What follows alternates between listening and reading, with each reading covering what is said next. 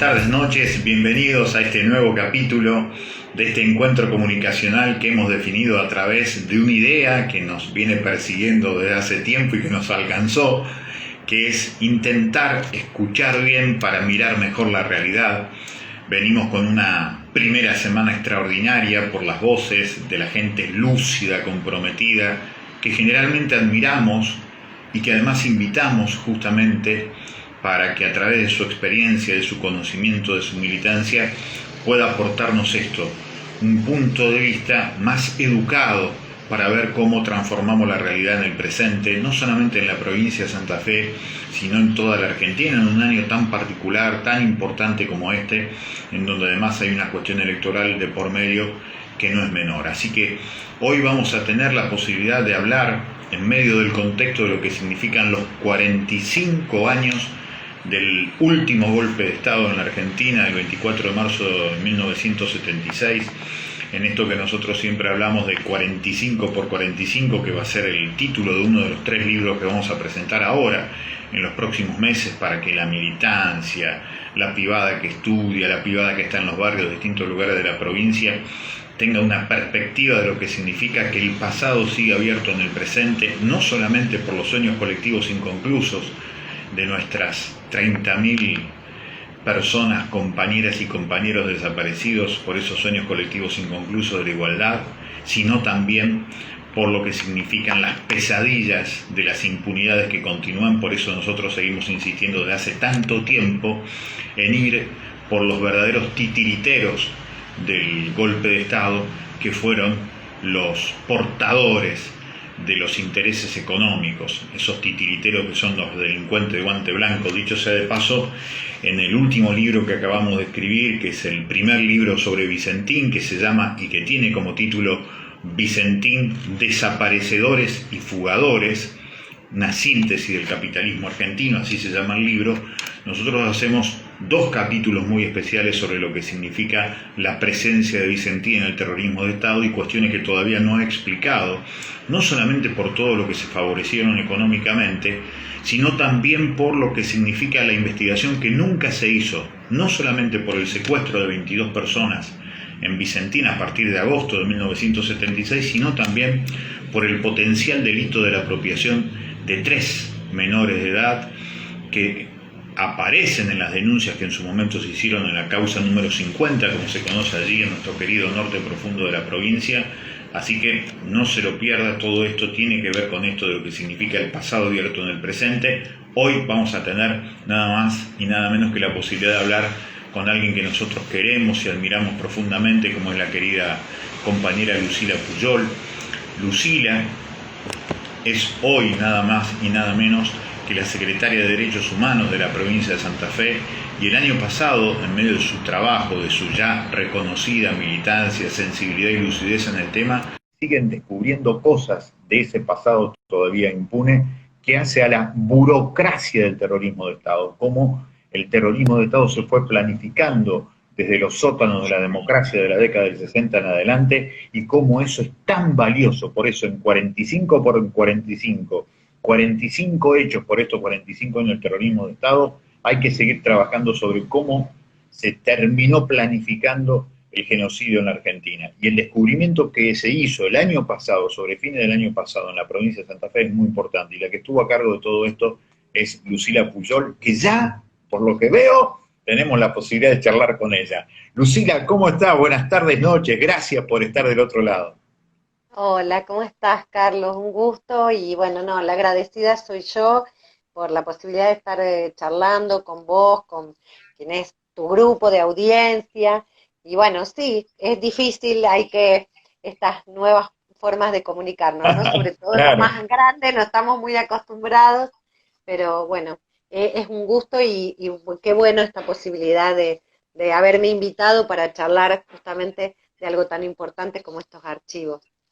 No, sin duda. A mí me gustaría que le cuentes a la gente en qué consiste este fenomenal descubrimiento que hicieron en medio de ciertas mezquindades que están a la orden del día en la legislatura. Pasó desapercibido, pero nosotros hicimos un proyecto de declaración de beneplácito por el laburo que ustedes hicieron. Lucila, a mí me gustaba decírtelo públicamente, lo hubiera querido decir en la legislatura, pero y 5 de bolilla nos dieron, pero lo cierto es que para mí es muy importante, porque además hay que decir algo, nosotros a Lucila la conocemos porque además es protagonista de toda esta historia, es una constructora de memoria, verdad y justicia, porque es hija de militantes revolucionarios desaparecidos, y para nosotros es muy importante esto. ¿Qué pasó con ese descubrimiento que es realmente muy importante? A 45 años, lo que se va a cumplir del golpe de Estado, sigue apareciendo documentación sobre la burocracia del terrorismo de Estado. ¿En qué consistió ese Tal cual, descubrimiento, Lucila? tal cual. Mira, pasó así, una pareja joven que alquilaron una casa, encontraron en una casa en una zona céntrica de la ciudad de Santa Fe, encontraron en la terraza, había 3 habitaciones en esa terraza, en una de ellas lleno de papeles, de documentos, de papeles, ellos vieron de papeles, se acercaron, empezando, intentando limpiar, vieron que estos papeles decían sello de la policía de la provincia, uno, otro, varios, y se comunicaron a la Secretaría de Derechos Humanos. Eso ya de por sí tiene un valor, porque está hablando de lo simbólico que es para mucha gente, por suerte, y para gente joven como esta pareja, porque esta pareja no tiene ni familiares que hayan sido víctimas de la dictadura, ni tienen edad para haber conocido, porque estamos hablando de 20 y pico de años, eh, haber llamado a la Secretaría. Es como que simbólicamente decir, documentación de la policía, uy, hay que hablar con derecho humano porque algo puede haber ahí, ¿no? Entonces fuimos rápidamente con Valeria Silva, quien también conoces de tantos años, compañera mía de la agrupación Hijos Uh -huh. también, que es actualmente la directora de Memoria, Verdad y Justicia de la Secretaría de Derechos Humanos. Vimos que había mucha documentación realmente que tenía con respecto a la policía, que tenía sellos y demás, y lo dejamos rápidamente. Me comuniqué con el fiscal federal, doctor Martín Suárez Faisal, y la secretaria, para que constatar esto, para dejar sentado, para que eso, si hubiera alguna prueba, hipotéticamente en ese momento, que fuera importante, que estuviera todo registrado y con el aval del fiscal. Entonces vino al día siguiente, vino el fiscal, la secretaria Jimena Caula, hicimos un acta donde él pone que si eventualmente hubiera documentación que correspondiera al periodo de la dictadura, quedara en custodia de la Secretaría para ser incorporada al Archivo Provincial de la Memoria, que está en la órbita de la Secretaría de Derechos Humanos.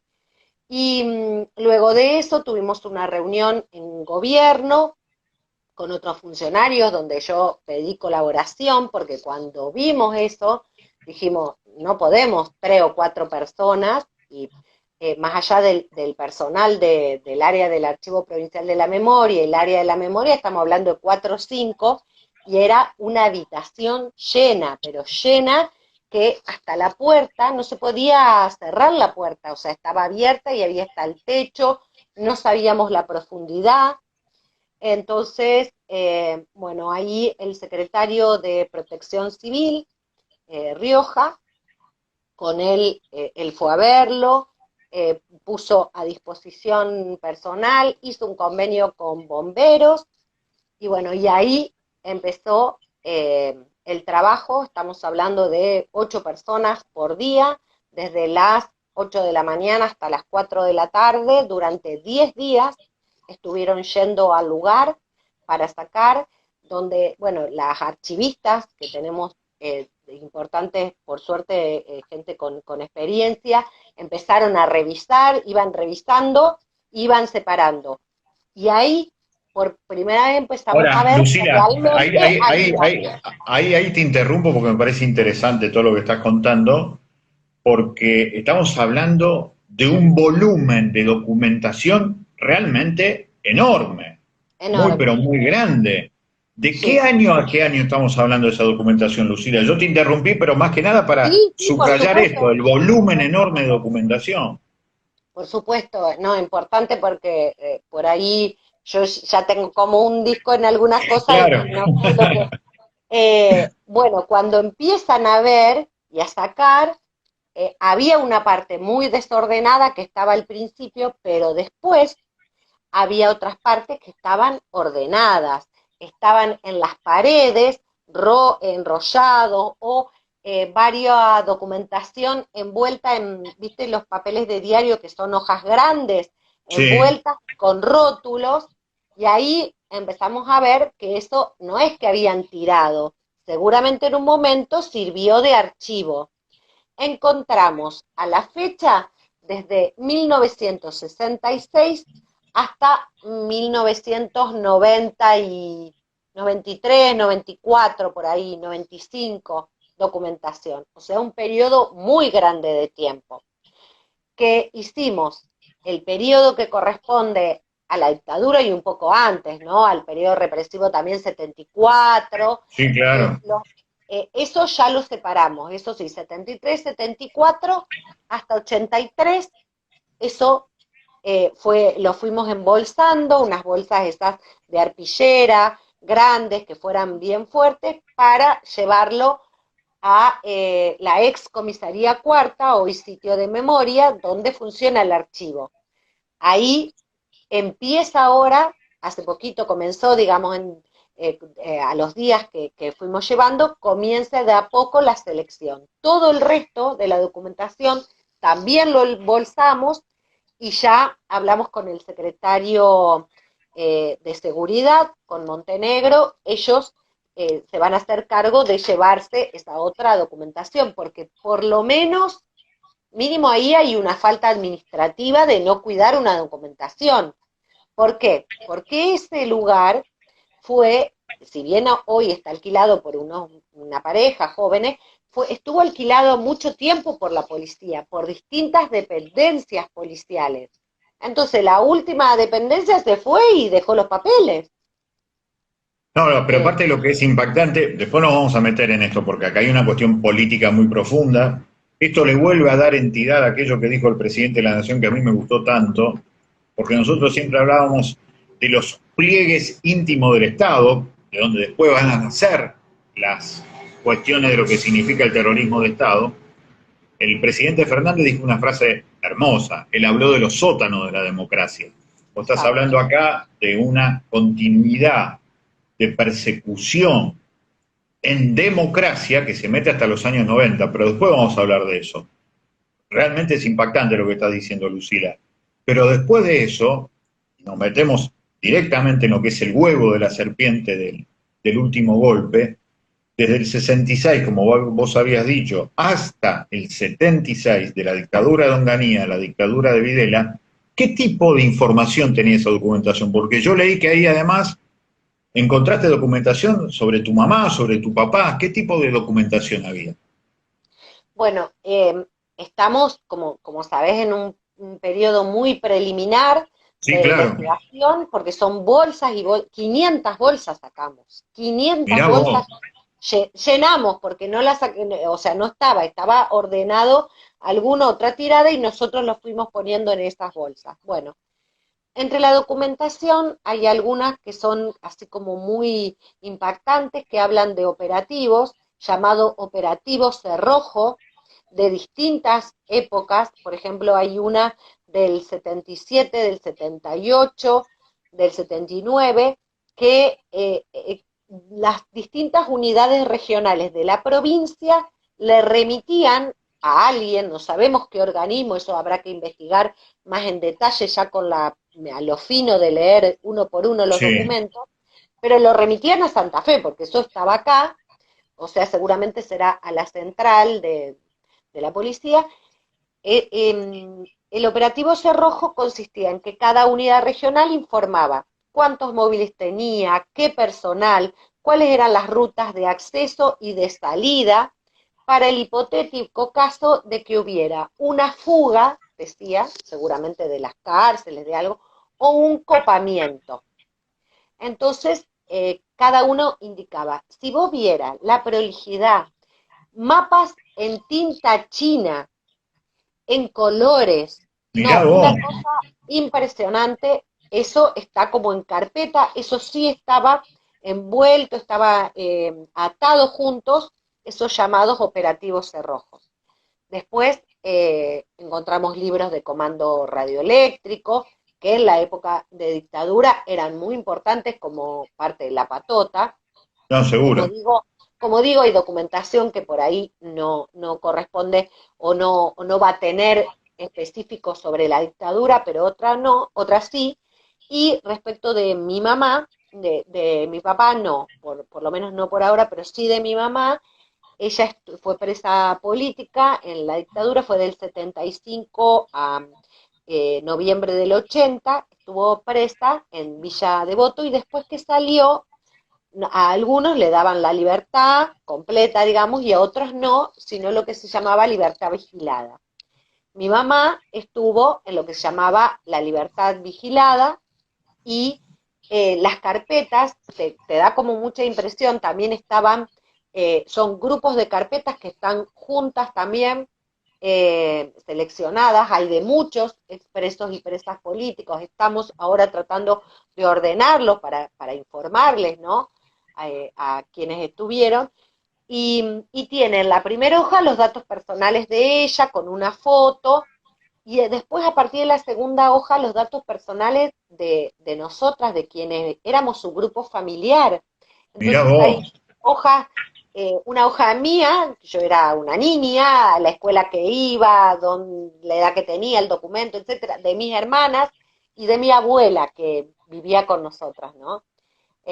Eso es como muy importante. Después hay de gente muy reconocida, yo lo he contado en otras oportunidades, por ejemplo, está de Victorio Paulón, un dirigente muy reconocido de la ciudad de Rosario. Después también, por ejemplo, de Elsa Splendiani, que es una dirigente de ATE, también reconocida.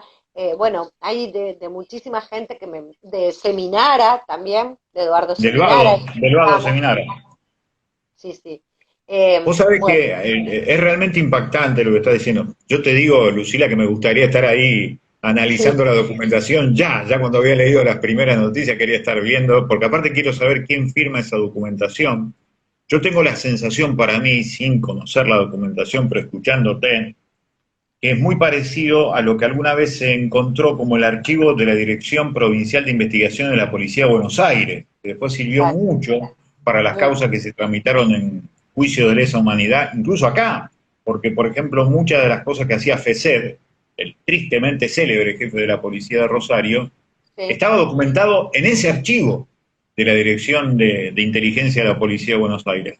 Por lo que vos estás diciendo, con ese detalle de que sabían a qué escuela ibas, te venían siguiendo.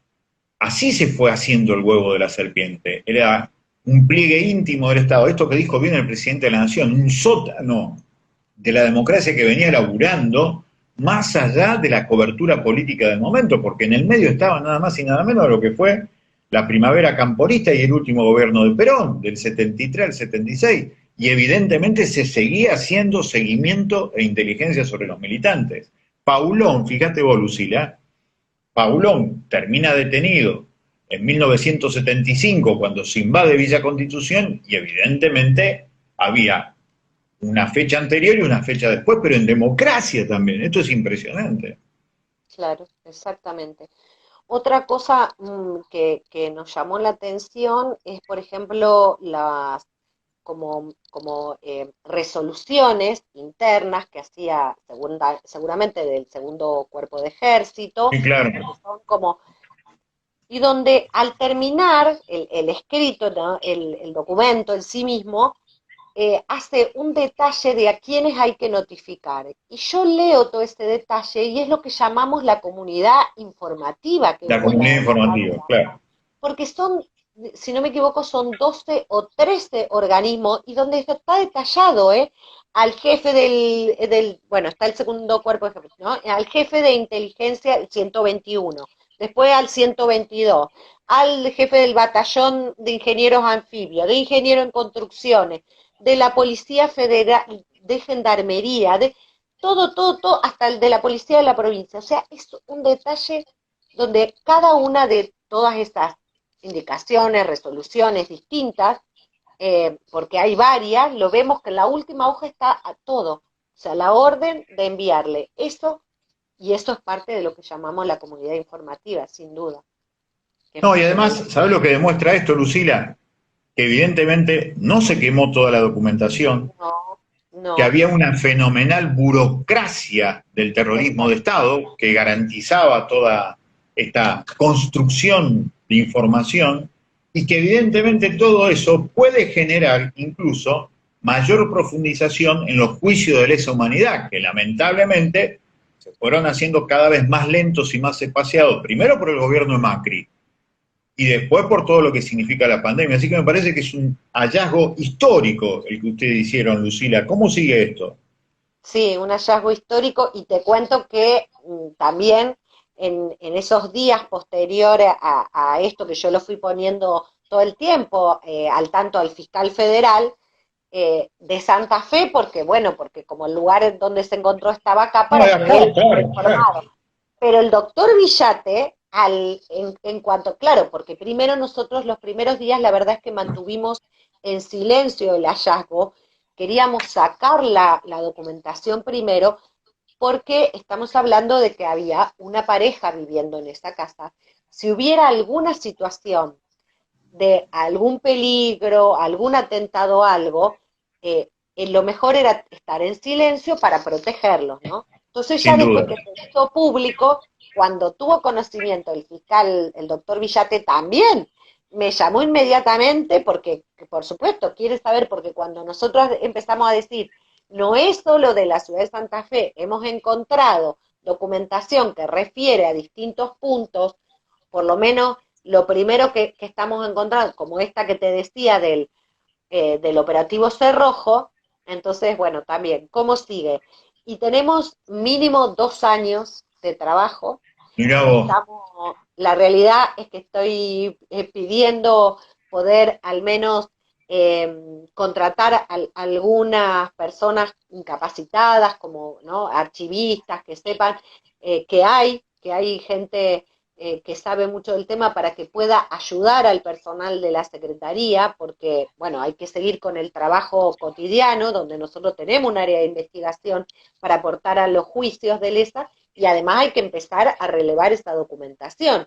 Primero es relevar de qué libros hablamos, poder ingresarlos al archivo, acomodarlos todo, y después estudiarla, porque primero tenemos que saber, bueno, tenemos a lo mejor de 10 libros del comando radioeléctrico, los rotulamos, los ingresamos, ponemos la fecha, las ingresamos al archivo, pero aún con eso no nos alcanza para ver cuál es el contenido. Después hay que empezar a leerlo, A para ver leerlo, dónde claro. está el aporte para las causas. Y yo coincido con vos, es muy importante esto que vos decías, y lo he aprendido mucho del trabajo de años con antropólogos. En la dictadura había un Estado represor en paralelo a un Estado burocrático. Totalmente. Un Estado que secuestraba, que torturaba, que todo clandestinamente, pero ese mismo Estado burocrático dejaba de registro de un montón de cosas, de un montón de cosas.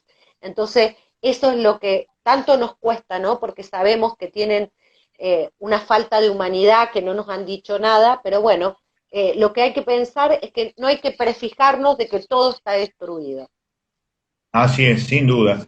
Lucila, realmente felicitaciones por todo el trabajo que están haciendo. Ya esto marca una cuestión histórica de todo lo que estás haciendo. A mí me alegra muchísimo que estés en el lugar donde estás, porque te conozco desde hace años.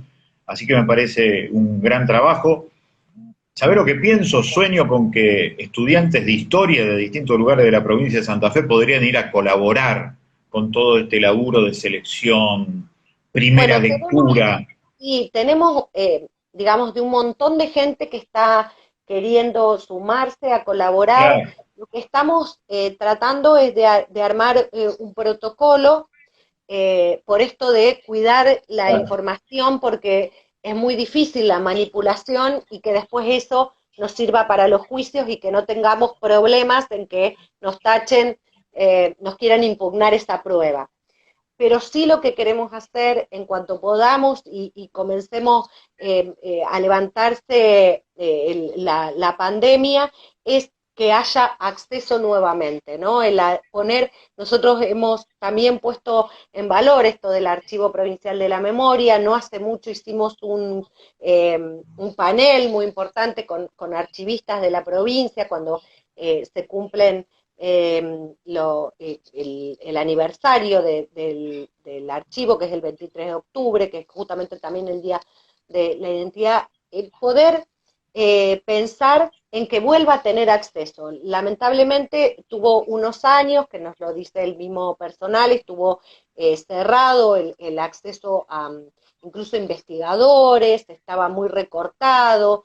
No Y yo me sé acuerdo cuáles que discutimos serían mucho esas medidas, la verdad no que las sé lamentamos cuáles mucho. serían las razones, pero estaba muy cerrado y bueno, nosotros Lo queremos personal era, se ponía como argumento lo personal, Lucila, y la verdad es que que eso hay terminó una parte, lo que hay que pensar es que hay distintos tipos de documentación. Entonces, que totalmente. un docente, que un investigador no tenga acceso No solo por tiene lo sentido. personal, no tiene sentido, porque hay una partecita que en todo caso no podrán tener acceso, que son las de los datos personales, pero es una partecita que tiene que ver con legajos de seguimiento.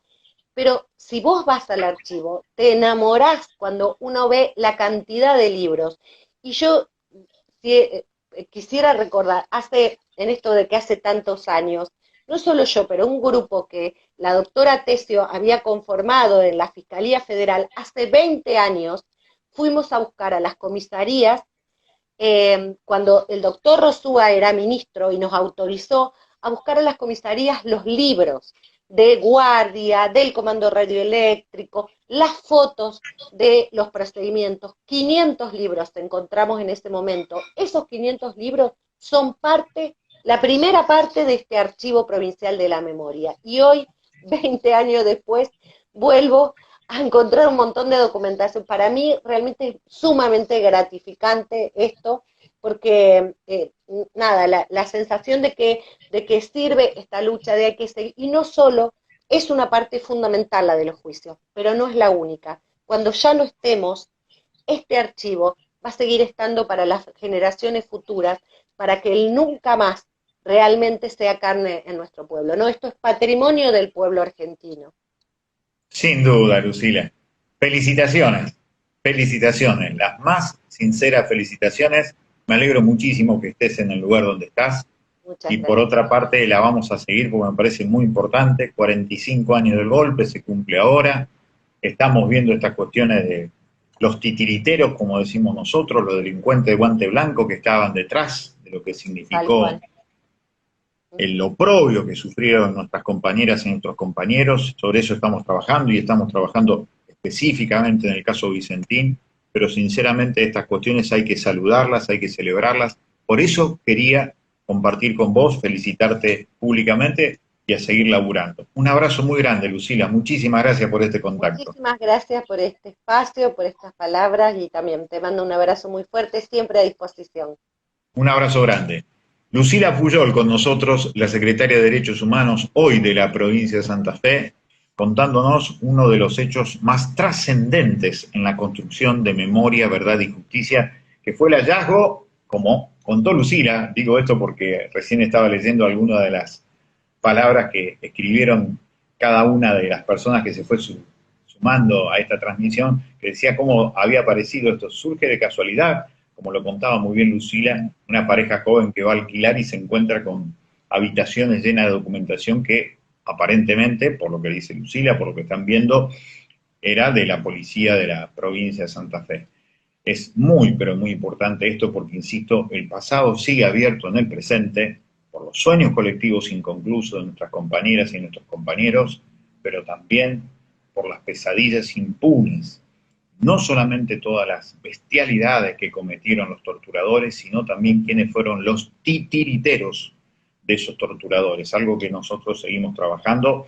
Por eso en este libro que vamos a presentar, el primero sobre Vicentina, hablamos mucho sobre la responsabilidad de Vicentina en el secuestro de personas e incluso en la posible apropiación de 3 bebés durante los tiempos previos a la dictadura. Realmente un gran trabajo de Lucila, nos da mucha alegría Nosotros vamos a seguir esta semana también con estos diálogos de escuchar bien para mirar mejor la realidad. Gracias a la querida compañera Norma López, que también se sumó en un momento a la charla. Un orgullo que Norma se haya sumado. Pero también quería contarles esto. Mañana vamos a hacer seguramente, si no localizamos la posibilidad de charlar con una de nuestras grandes referentes, como es Alcira Argumedo, el día jueves vamos a estar hablando con el querido Pedro Peretti, que nos va a estar contando hoy qué significa hoy la mesa de enlace, qué es el campo y las distintas corporaciones del campo. Hoy en la Argentina sigue siendo un gran tema para charlar, qué es el latifundio, sobre el cual imprescindiblemente hay que seguir hablando. Y el viernes terminamos la semana con el querido Kurt Ludman, con el cual vamos a hablar del fútbol, de la cancha chica del fútbol, de la cancha grande de la realidad, como siempre nosotros decimos. Mañana igualmente a las 20:30 nos encontramos, seguramente vamos a hacer algunos apuntes libres sobre la realidad política, social de Santa Fe y de la Argentina, aquí en nuestro Instagram, mañana a las 20:30. Jueves entonces, Pedro Peretti, latifundo, propiedad de la tierra, los negocios de las corporaciones vinculadas a lo que fue la 125 y lo que sigue siendo con estas cuestiones sobre algunas medidas que se han tomado. Así que no se lo pierda, el jueves Pedro Peretti, el viernes Kurt Ludman, mañana nosotros 20:30 aquí en esto de escuchar bien para mirar mejor la realidad. Muchísimas gracias por haber estado. Hasta mañana. Gracias.